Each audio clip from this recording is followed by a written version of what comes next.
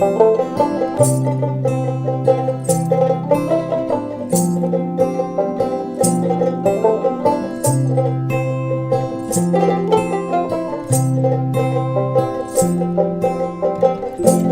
ভাই, গোল্ডেন আওয়ারটা কি?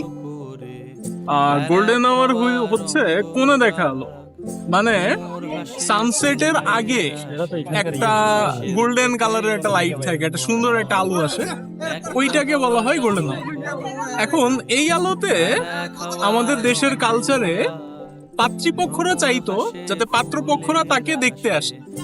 কারণটা হচ্ছে এই গোল্ডেন আওয়ারের যে লাইটটা, এই লাইটটাই সব মানুষকে অনেক সুন্দর দেখায়।